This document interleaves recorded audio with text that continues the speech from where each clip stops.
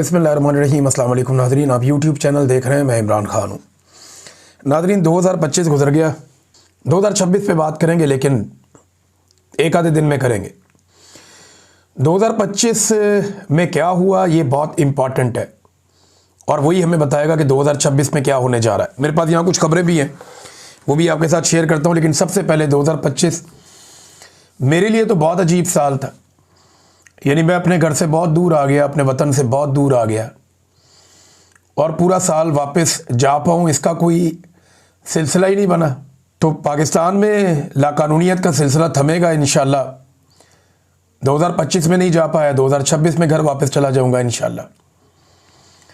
अल्लाह रब्बुल इज़्ज़त बड़ा मेहरबान है। उसने हमेशा पर्दा रखा है, शर्म रखी है, लाज रखी है। उसने हमेशा सब्र दिया, इस्तकामत दिया, हौसला दिया, और उसने हर मुश्किल में साथ दिया, हर मुश्किल में हमारी मदद की। तो वो मौला जो अब तक चला रहा है वो आगे भी चलाएगा। जहाँ तक पहुँचे हैं यहाँ तक भी खुद नहीं पहुँचे। मेरा तो कोई मंसूबा था ही नहीं। अल्लाह रब्बुल इज़्ज़त ने किया जो भी किया, जैसे भी किया। लेकिन मैं बहुत दूर आ गया। लेकिन हम वापस आएंगे इंशाल्लाह। हम सब लोग पाकिस्तान वापस आएंगे, अपने घरों को वापस आएंगे, अपनी ज़मीन पे वापस आएंगे, और आज़ादी के साथ वापस आएंगे इंशाल्लाह। 2025 में जो चीज़ें हुई वो मैं आपके साथ शेयर करता हूँ। नंबर एक तो ये है कि पाकिस्तान में मिलिट्री एस्टेब्लिशमेंट का जो जुल्म है, जो आसिम मुनीर साहब के ज़ेरे सरपरस्ती हुआ, वो 2025 में भी जारी रहा। दहशतगर्दी में इजाफा हुआ 2025 में, लगातार इजाफा हुआ। भारतीय तैयारे पाकिस्तान एयरफोर्स ने गिराए 2025 में, जबकि फील्ड मार्शल बन के उसका क्रेडिट आसिम मुनीर साहब ने ले लिया, और अब वो ताहयात फील्ड मार्शल बन गए हैं। आईनी तरमीम की गई 2025 में, एक और 27वीं आईनी तरमीम जो मिलिट्री एस्टेब्लिशमेंट ने करवाई ज़बरदस्ती, और इसके ज़रिए से फील्ड मार्शल आसिम मुनीर ने इस्तिस्ना भी ले लिया, और ये ताहयात इस्तिस्ना है। और ना सिर्फ इस्तिस्ना लिया, बल्कि उसके बाद उन्होंने एक और एक्सटेंशन लेकर अपनी मुद्दत मुलाजमत को 5 साल के लिए मज़ीद बढ़ा भी दिया। ये वो चीज़ें हैं जो आसिम मुनीर साहब से रिलेटेड है। फ़ौज ने अमली तौर पे भरपूर सियासत की 2025 में। DGSPR आए, बार बार प्रेस कॉन्फ्रेंस करते रहे, सियासी प्रेस कॉन्फ्रेंस की, सियासी बयानात दिए, बार बार उन्होंने ये किया 2025 में। ख्वाजा आसिफ और PMLN के बाकी लोग इस अमल की तारीफ भी करते रहे। वो ये कहते रहे बड़ी अच्छी बात है, ऐसा सिस्टम होना चाहिए जहाँ पे फ़ौज इंतज़ामी मामलात में, हुकूमती मामलात में और सियासी मामलात में मुदाखलत करे। ये होता रहा 2025 में। फिर 2025 में कई सहाफ़ियों की नौकरियाँ चली गईं। बहुत सारे सहाफ़ियों के मुकदमात उनके ऊपर दर्ज हुए। 5 सहाफ़ी कत्ल हुए, बहुत सारे गिरफ्तार हुए 2025 में। प्रोग्राम्स बंद हो गए सहाफ़ियों के। अभी 2025 के आखिरी दिन तक सोराब बरकत साहब जो है वो जेल में बंद। और आखिरी दिन हमें एक और ख़बर आती है कि नादिर बलूच साहब जो एक अच्छे जर्नलिस्ट हैं, उन पर ब्लास्फेमी बिजनेस नामी एक स्कैंडल पर काम करने की वजह से एक इंक्वायरी खोल दी गई है। शाकिर रेवान साहब भी एक इसी तरह के मुकदमे का सामना कर रहे हैं। तो सहाफ़ियों के लिए कोई आसान नहीं रहा। फील्ड मार्शल और शहबाज शरीफ साहब ने खुशामद कर करके ट्रंप से बेहतरीन ताल्लुकात बनाए 2025 में, जिसके बाद पाकिस्तानियों की ये उम्मीद भी कमज़ोर पड़ गई कि अमेरिका पाकिस्तान में इंसानी हकूक़ की खिलाफ वर्जियों पर किसी किस्म की कोई आवाज़ उठाएगा। 2025 की एक डेवलपमेंट ये भी है, PIA को बेच दिया गया, और इसका बेनिफिशरी निकला फ़ौज का एक कारोबारी इदारा। यानी वो इसको कंट्रोल करेगा PIA को। एक इदारा फ़ौज के एक झेली इदारे ने ख़रीद लिया। PIA गया। एक बड़ी लंबी तारीख थी PIA की, कई दहाइयों की। एक दौर में नफ़ा कमाता था, फिर ये करप्ट सियासतदानों के और जर्नलों के हाथ में चढ़ गया, बर्बाद कर दिया इदारा। और अब फ़ौजी जर्नलों ने जो इदारे बनाए हुए हैं कमाई के लिए, उनमें से एक इदारे ने इसे ख़रीद लिया। और साल के आखिरी दिन ये भी खबर आई कि पाकिस्तान की शिपिंग कॉरपोरेशन भी फ़ौजी कारोबारी इदारे NLC के कंट्रोल में चली गई। ये भी हुआ। सबसे ज़्यादा जो एक्सपोज हुए 2025 में लोग, वो पाकिस्तान के सरकारी मुल्ला हैं। यानी 2022-23 में पाकिस्तान का मीडिया बहुत एक्सपोज हुआ था, नंगा ही हो गया था। तब से लेकर अब तक सोशल मीडिया ही चलता है। मीडिया की तो वक़्त और औकात ख़त्म हो गई थी उस वक्त। एक एक करके सारे ही बेनकाब हुए, लेकिन इस मरतबा जो सबसे ज़्यादा एक्सपोज हुए 2025 में वो दरबारी मुल्ला है, और इनके बीच में एक सख्त मुकाबला चलता रहा हुस्न खुशामद का। हुस्न कारकर्दगी, खुशामद जो है, इसमें ताहिर अशरफी सबसे आगे रहे। पहली पोजीशन 2025 में ताहिर अशरफी साहब के नाम जाती है। बहुत ज़बरदस्त काम किया उन्होंने खुशामद के नुक्ता नज़र से। मीडिया पे गजबनाक किस्म का कंट्रोल रहा पाकिस्तान की मिलिट्री एस्टेब्लिशमेंट का 2025 में। हर लिहाज से मीडिया को दबाकर रखा गया। तो ये वो कारनामे हैं जो 2025 के कुछ मैंने आपके सामने रखे। फिर अगर आप मईशत की तरफ आएँ तो इस साल कोई भी सरमायाकारी पाकिस्तान में 2025 में नहीं आ सकी। यानी बड़े इन्होंने दावे किए थे, वादे किए थे, सरमायाकारी आएगी, ये होगा वो होगा। 2025 में कोई सरमायाकारी पाकिस्तान में नहीं आ सकी। पाकिस्तान की मईशत को इन्होंने ज़मीन बोस करके रख दिया 2025 में, तबाह बर्बाद करके रख दिया, और मईशत कर्ज़ों के ऊपर मुनहसर रही। रिकॉर्ड कर्जे पाकिस्तानी हुकूमत ने हासिल किए 2025 में। तरक्याती मंसूबे कोई बड़े दोबारा शुरू नहीं हुए, क्योंकि यही पैसा बचा बचा कर ये कौमी खजाने में दिखा रहे हैं। कोई बड़ा तरक्याती मंसूबा पाकिस्तान में नहीं चल रहा, और जितने तरक्याती मंसूबे पाकिस्तान में चल रहे थे वो सारे के सारे रोक दिए गए हैं। पाकिस्तान में रिकॉर्ड बेरोजगारी और महंगाई हुई 2025 में, और लगातार ये सिलसिला अभी तक जारी है। फिर गंदम का एक स्कैंडल आया, चीनी का एक स्कैंडल आया, किसी ने इनके ऊपर तवज्जो नहीं दी। ये बदतरीन स्कैंडल्स हैं। इसके अलावा IMF ने 5300 अरब की करप्शन की एक रिपोर्ट दी, और कुछ दीगर रिपोर्टें भी करप्शन के हवाले से पाकिस्तान में बहुत ज़्यादा सरगर्म रहीं। तो करप्शन भी बड़ी टका के हुई 2025 में। फिर अदलिया के मामला, क्योंकि 27वीं आईनी तरमीम भी आई, तो अदालतें बिल्कुल बेमानी हो गई। जो नापसंदीदा जजेज हैं उन पर ज़मीन तंग कर दी गई। यानी कई जजेज हैं वो केस ही नहीं सुन पाते, कुछ अदालतों से निकाल दिए गए, कुछ इस्तीफे देकर चले गए, और अपनी मर्जी के जजेस को लगाया गया, जजों को ट्रांसफ़र कर करके लाया गया। ये 2025 का एक और बड़ा कारनामा जो है वो ये भी रहा। फिर अदालतों ने इमरान खान के केसेस भी नहीं लगाए 2025 में। 8-8, 9-9 माह गुजर गए, एक साल गुजर गया, इमरान खान साहब के वो केसेस जिनकी तारीखें ही पड़ती रहीं, और वो केसेस अदालतों ने सुने ही नहीं। ख़ास तौर पे लाहौर हाई कोर्ट में भी ऐसा होता रहा, लेकिन इस्लामाबाद हाई कोर्ट ने तो रिकॉर्ड कायम कर दिया। फिर अदालतों की कारकर्दगी का आप अंदाज़ा यहाँ से लगाएं कि फ़ौजी अदालतों को पाकिस्तान में बाकायदा कानूनी जवाज़ दे दिया गया। ये 2025 का एक बहुत बड़ा कारनामा है। फ़ौजी अदालतों ने सिविलियंस को ना सिर्फ सजाएं दी, बल्कि जो पाकिस्तान की आला अदालतें हैं उन्होंने फ़ौजी अदालतों को जायज़ करार दे दिया कि ये सिविलियन को सजा दे दें। तो अदलिया का अमली तौर पे वजूद ख़त्म हो गया। मखसूस नशिस्तें छीन कर माले गनीमत की तरह बाकी पॉलिटिकल पार्टीज़ में बांट दी गई। 2025 का एक बड़ा कारनामा ये भी है। इमरान खान को बार बार 2025 में कैद तन्हाई में रखा गया। इमरान खान साहब को मज़ीद सज़ाएँ सुनाई गई, जिनमें इमरान खान साहब को सज़ा दी गई, अलकादर में इमरान खान साहब को सज़ा दी गई, तोशाखाना 2 के अंदर, और अब ये कहा जा रहा है कि इमरान खान साहब को 9 मई के अंदर भी सज़ा दी जाएगी। वो मैं आपको बताता हूँ आगे चल के, उस पर मेरे पास खबर है एक। ख़वातीन की तज़लील का सिलसिला जारी रहा 2025 में। इंसानी हकूक़ की बदतरीन पामालियाँ जारी रहीं 2025 में। मारंग बलोच हों, यास्मीन राशिद हों, सनम जावेद हों, फलक जावेद हों, इमरान खान की अहलिया हों, ये ख़वातीन लगातार जुल्म का निशाना बनती रही। इमरान खान की बहनें बार बार जुल्म का निशाना बनती रही हैं। फिर नाज़रीन, मुरीदके में नहत्ते अवाम पे गोली चलाई गई, लाशें छुपाने के इल्ज़ामात लगे। रिजवी बरादरान अभी तक गायब हैं 2025 में, और तहरीक लब्बैक एक इंतहाई रेत की दीवार साबित हुई। वो दोबारा खड़े होने के काबिल भी नहीं हुए, और वो कुछ कह भी नहीं पाए। यानी पूरी की पूरी जमात ही ढह गई और कुछ भी ना कर पाए वो। ये भी 2025 में याद रखा जाएगा। नवाज शरीफ को 2 मरतबा धूप लगवाई गई 2025 में निकाल कर, लेकिन धूप लगवाने वालों को समझ आ गई कि मियाँ साहब से कोई काम नहीं हो सकता, लिहाजा वापस पेटी पैक कर दिया गया मियाँ साहब को। रिकॉर्ड जूते पॉलिश हुए, और जूते पॉलिश का एक आलमी मुकाबला पाकिस्तान में हुआ। आलमी सतह पे शहबाज शरीफ को शू शाइन बॉय का खिताब मिला 2025 में, और बड़ी सियासी जमातों ने बड़ा मुकाबला किया पाकिस्तान में कि आसिम मुनीर के जूते सबसे अच्छे पॉलिश कौन करता है। ये 2025 में शानदार कारकर्दगी, हुस्ने जूते पॉलिश, पीएमएलएन और पीपल्स पार्टी में सख्त मुकाबला था, जबकि जो कामरान टेसोरी साहब हैं गवर्नर सिंध, उन्होंने इसके अंदर बड़ी शानदार कारकर्दगी दिखाई। वो आउट ऑफ द बॉक्स आए और कमाल काम किया उन्होंने। फिर नाजरीन, एयरफोर्स का एक खसूसी तैयारा, ये सियासी खानदान की टैक्सी बना रहा, यानी जिसका दिल करता था तैयारा लिया निकल गए, जिसका दिल करता था एयरफोर्स का तैयारा लिए निकल गए, पता नहीं किराया भी देते या नहीं देते। 2025 में हमने ये भी देखा होते हुए और बार बार होते हुए देखा।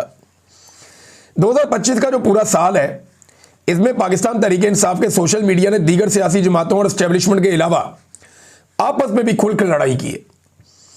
यानी पाकिस्तान तहरीक इंसाफ के सोशल मीडिया या लोगों ने जो आपस में लड़ाई की, उसका बहुत फ़ायदा उठाया एस्टेब्लिशमेंट ने और हुकूमत ने।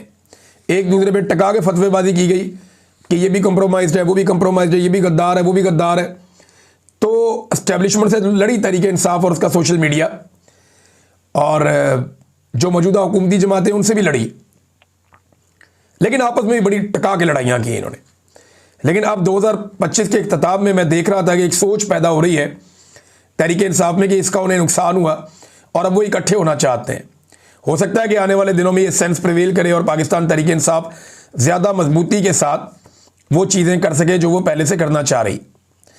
इमरान खान साहब की मकबूलियत को कंट्रोल करने में इदारे मुकम्मल तौर पे नाकाम रहे 2025 में, हत्ता के हुकूमत जो है वो ज़रा सी भी मकबूलियत इमरान खान के मुकाबले में हासिल नहीं कर पाई। आसिम मुनीर साहब के साथ मुकाबला करवा लें, शहबाज शरीफ के साथ करवा लें, नवाज शरीफ और जरदारी के साथ करवा लें, कोई शख्स भी इमरान खान के मुकाबले में ठहर नहीं पाता। मकबूलियत इस कदर ज़्यादा उनकी। अब ये न्यू ईयर नाइट हुई है तो लाजमी बात है लोग निकलते हैं नए साल की खुशी मनाने के लिए, नए साल को वेलकम करने के लिए रात 12 बजे। तो लाहौर हो, मरी हो, इस्लामाबाद हो, रावलपिंडी हो, कराची हो, मुल्तान हो, जितने बड़े शहर हैं उन तमाम शहरों में जो नौजवान निकले बहुत बड़ी तादाद में नए साल को वेलकम करने के लिए, वो कैदी नंबर 804 के नारे लगा रहे थे। वो सब इमरान खान के नारे लगा रहे थे। मैंने किसी जगह पे भी आसिम मुनीर के नारे नहीं सुने। हालांकि इन सबसे बड़ा लीडर जो है वो आसिम मुनीर है ना। नवाज शरीफ तो बेचारा ना 3 में ना 13 में इस वक्त, जरदारी भी ना 3 में ना 13 में इस वक्त, वो सारे आसिम मुनीर साहब के हाथ के नीचे, उनकी छतरी के नीचे काम कर रहे हैं।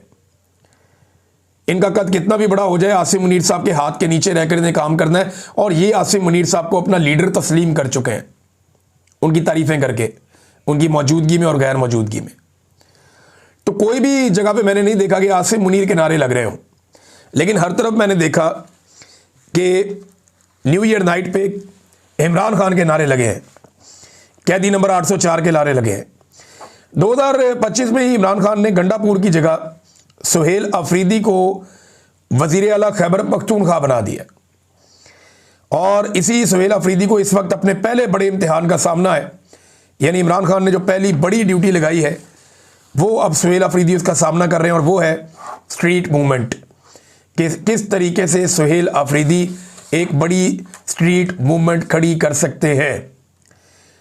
2025 में नाजरीन क्लाउड बर्स्ट के वाक़यात हुए, क्लाइमेट चेंज की वजह से बड़े पैमाने पर लोग जाँ बहक हुए, और दहशतगर्दी के वाक़यात में बहुत इजाफा हुआ। मैंने को पहले बताया था, लेकिन ये क्लाउड बर्स्ट के वाक़यात हुए हैं खैबर पख्तूनख्वा में, कश्मीर के इलाकों में, और उसका बड़ा असर आया। फिर पंजाब में शदीद सैलाब आया 2025 में, लेकिन सैलाब मुतासरीन को डबोया हुकूमत ने। यानी वडेरों की ज़मीनें बचाने के लिए गरीबों के शहर और उनकी बस्तियां डबो दी गई। हुकूमत ने सैलाब मुतासरीन पर बदतरीन सियासत की और उन्हें तनहा छोड़ दिया। ये सारा कुछ हमने खुद विटनेस किया क्योंकि हम लोग इसमें काम कर रहे थे। फिर 2025 में ही इसराइल के और फ़लस्तीन के मामले पे पाकिस्तान ने एक अपनी पॉलिसी में बड़ा यू टर्न लिया, और पाकिस्तानियों की या पाकिस्तानी सरकार जो है या रियासत है, उसकी पॉलिसी में फ़लस्तीनियों से ज़्यादा इसराइल का अमल दखल दिखाई देना शुरू हो गया। और अब सूरत हाल ये है कि वहाँ पे गज़ा में पाकिस्तान ने खुद ख्वाहिश का इजहार किया कि वो अपनी फ़ौज को गज़ा में भेजना चाहता है, जबकि फ़ौज जो गज़ा में जाएगी वो फ़लस्तीनियों को निहत्ता करेगी और कोई काम नहीं करेगी। लिहाजा ये पाकिस्तान की तरफ से पॉलिसी में एक बहुत बड़ा शिफ्ट था, ख़ास तौर पे गज़ा को, फ़लस्तीनियों को और इसराइलियों को लेकर। फिर बहुत सारे नए टाउट्स बेनकाब हुए 2025 में, जिनमें कुछ खिलाड़ी शामिल हैं, कुछ एक्टर्स शामिल हैं, कुछ सहाफ़ी हैं, कुछ सियासतदान हैं, कुछ मौलवी हैं, जो साबित हुआ कि ये लोग टाउट हैं और ये एस्टेब्लिशमेंट के कहने के ऊपर काम कर रहे हैं। तो ये था नाजरीन 2025 का टोटल सूरत हाल जो मैंने आपके सामने रखा। अब टाउट्स खबरें फैला रहे हैं कि फैज़ हमीद गवाही देगा, 9 मई में इमरान खान साहब को फिक्स किया जाएगा। तो पहली बात तो यह है कि 9 मई में अगर फैज़ हमीद फिक्स होता तो जो ISPR की प्रेस रिलीज आई थी उसमें पहला लफ्ज़ ही 9 मई का होता, और वो सबसे पहले बताते कि 9 मई में फैज़ हमीद फंस गया या उसको सज़ा हो गई। तो फैज़ हमीद को याद रखिएगा, अभी तक 9 मई में सज़ा नहीं हुई। और 9 मई के हवाले से मैं आपको कंफर्म कर दूं कि फैज़ हमीद ने किसी किस्म की कोई गवाही नहीं दी, किसी किस्म का कोई एतराफ़ नहीं किया, और अब तक की इतला के मुताबिक उसके अपने ऊपर भी 9 मई नहीं डाल रहा। 9 मई की देखें, जब भी कोई जेन्युइन इंक्वायरी होगी ना तो इसका खुरा निकलेगा सीधा एस्टेब्लिशमेंट के दफातर तक, ये सभी जानते हैं। तो 9 मई में ना फैज़ हमीद को सज़ा हुई है, ना ही ऐसे किसी मामले में इमरान खान साहब मुलव्विस थे। याद रखिएगा 9 मई के हवाले से अगर किसी आदमी के ऊपर सबसे कमज़ोर केस बनेगा तो वो इमरान खान है, क्योंकि इमरान खान की गिरफ्तारी के बाद 9 मई हुआ और उनकी गिरफ्तारी के रद्द-ए-अमल में 9 मई हुआ। तो एक आदमी जो खुद से गिरफ्तार है तो वो कैसे एक इतना बड़ा वाकया कर सकता है। तो जब भी इसकी इंक्वायरी होगी ये खुरा एस्टेब्लिशमेंट के दफातर में जाकर निकलेगा। तो ये एक बयानिया टाउट्स ने बनाया था फैज़ हमीद को लेकर, लेकिन मेरी इत्तला के मुताबिक ऐसा कुछ भी अभी तक ग्राउंड पे नहीं है। ख्वाहिश ज़रूर है लेकिन कुछ ऐसा है नहीं। मुल्क की मईशत में लगातार कमी हो रही है, वो मैंने आपको पहले ही बता दिया। फिर आज़ाद कश्मीर की जो जॉइंट एक्शन कमेटी है, इन्होंने बड़ा ज़बरदस्त 2025 में इजहार यकजहती किया, बड़ी ताकत अपनी शो की, लेकिन इनके साथ जो वादे किए गए वो पूरे नहीं हुए। इन्हें कहा गया था अक्टूबर में कि 15-15 दिन के बाद हम बैठेंगे और बैठ के बात करेंगे, लेकिन 3 महीनों में सिर्फ 2 मुलाकातें हुई और अब ये बिल्कुल मायूस हो गए और दोबारा लाएअमल बना रहे हैं, क्योंकि इस वक्त बर्फ़ें पड़ी हुई हैं, बहुत सर्दी है कश्मीर में, तो अभी तो एहतजाजी तहरीक नहीं चल सकती, ये सभी जानते हैं। इसीलिए हुकूमत ने शायद सुस्ती का मुजाहरा किया, लेकिन मार्च में एहतजाजी तहरीक दोबारा चल सकती है कश्मीर में।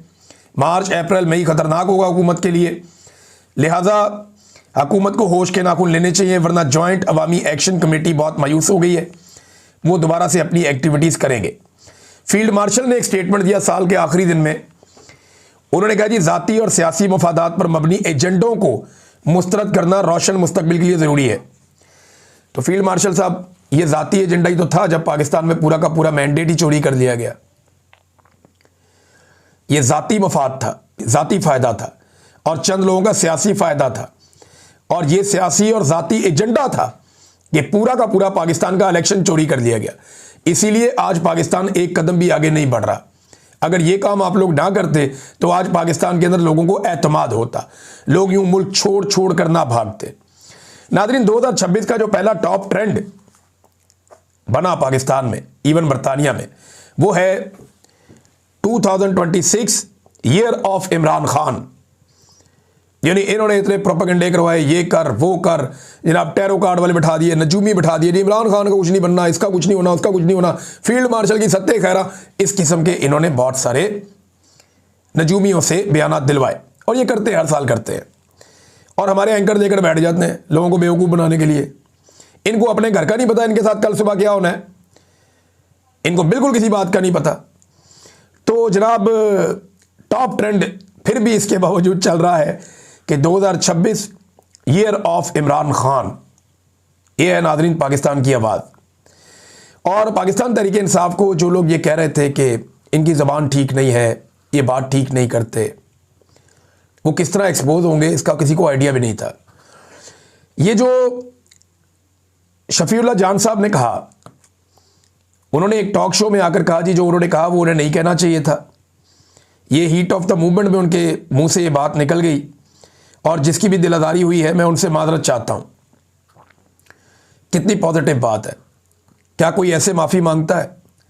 नौजवानों में तो अक्कड़ ज़्यादा होती है, लेकिन ये कितने समझदार नौजवान हैं, इनकी कितनी अच्छी पॉलिटिकल ट्रेनिंग है कि इन्होंने कहा जी गलत हो गया, मेरे मुंह से निकल गया, मैं उसकी माजरत चाहता हूँ।